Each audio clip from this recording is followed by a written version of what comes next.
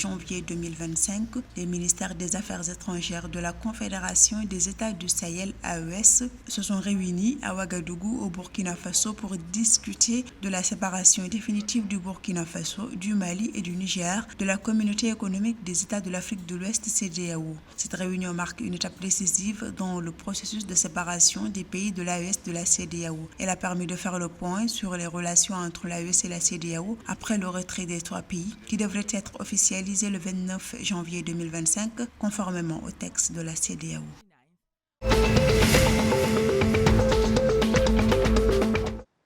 La dette publique du Ghana s'est élevée à 761 milliards de cedi, soit environ 48 milliards de dollars à la fin du mois de novembre 2024, selon les données financières de la Banque centrale du pays. Cette dette a enregistré une réduction significative de 24,1 milliards de cedi par rapport au mois précédent. Cette diminution est principalement le résultat des initiatives de restructuration de la dette intérieure mises en place pour alléger le fardeau insoutenable de la dette du pays.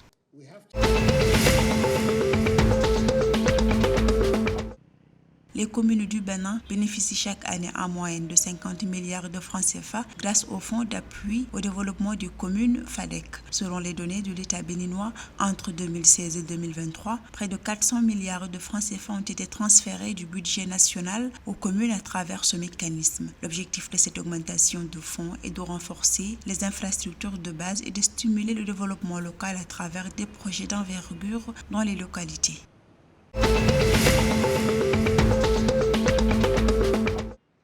Le ministre nigérian de l'Intérieur, le général Mohamed Toumba, a révélé des liens entre certaines organisations non gouvernementales et des groupes terroristes opérant au Niger. En 2023, 4122 ONG étaient recensées, dont 332 étrangères. Des enquêtes de l'État nigérien ont mis en évidence des relations suspectes avec des actions de soutien aux terroristes, ce qui a conduit à la fermeture et à l'expulsion de plusieurs ONG au Niger.